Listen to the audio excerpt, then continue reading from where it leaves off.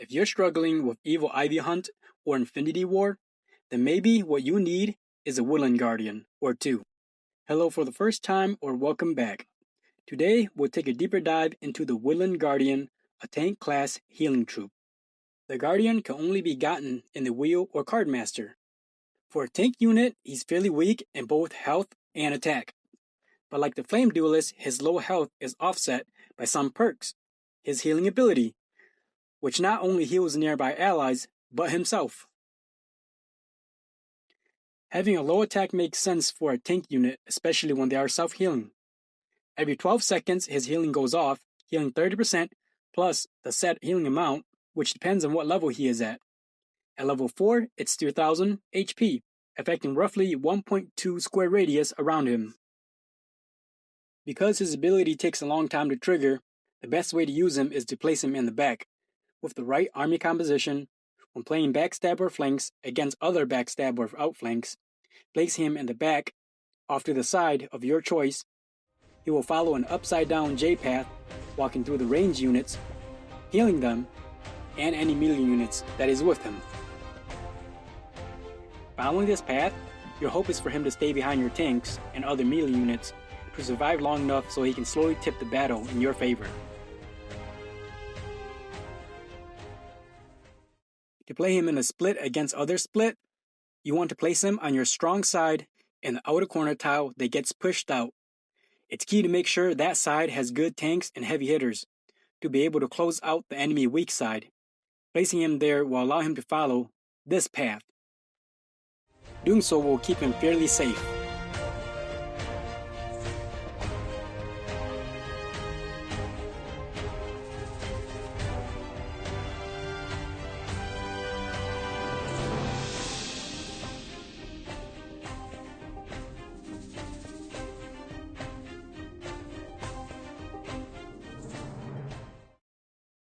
In a split versus backstab or outflanks, he will act as a second wave of tanks to soak up damage, allowing you to play melee units to deal with the stabs and flanks,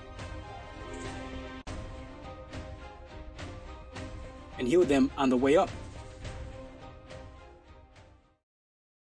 You want to play him in the farthest back. You want to make sure your front line is very strong to hold until the second wave of melee units arrive. Never play him on the weak side, as he won't survive. Your deployment points is directly related to your command center. It's not viable to use the Guardian unless you have higher deployment points or have him at a higher level. For player versus player and Infinity War, if your command center is 2 with 150 deployment points, you should only use him if he's level 4, as 8 deployment points is too costly to play for a low-level Guardian. Command Center 3 with 200 deployment points, you can play 1 level 3, preferably a level 4, and you can do 2 level 4s if your army composition fits. Command Center 4 and up with 250 deployment points, you can start playing with 2 level 3s or level 4s, whatever fits your army composition. For Ivy Hunt, I recommend the Guardian to be at least level 2 and played with mid-level Radiant Warrior, Goddess of War, and Woodland Wizard. This is where you want to play him with the Radiant Warrior and try to extend his survival time. You can also extend his survival time by trying to have the Guardian near Warrior type troop so the Goddess of War's effect can target him also. During the stun phase, you can have the Woodland Wizards right next to the Woodland Guardian.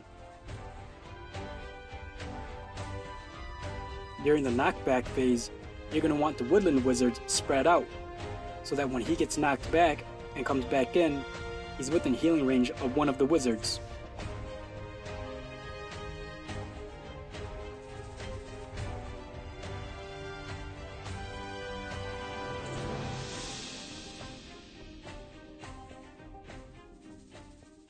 If you have at least a level 3 or 4 Woodland Guardian, then the Radiant Warrior isn't needed, as he'll survive well on his own.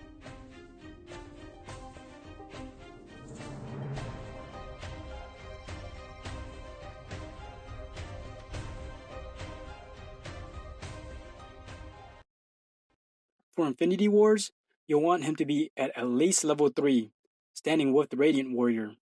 Level 4s can be by themselves. Here, you want to focus him where your strongest tanks are, constantly healing the tanks to keep them healthy and fresh for as long as possible.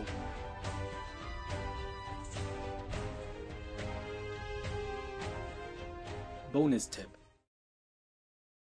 For those that don't know, I'm going to explain how many gem is needed for the wheel and card master to get a level 4 mythic. In order to get a level 4 of any troop, you need 8 copies. The more common of the two is the wheel. You spin the wheel for a chance at the mythic. 100 gems for 1 spin, 500 gems for 5 spins. In the wheel, you have a 3.5% chance of landing 1 mythic and a 0.5% chance of landing for 2 mythics.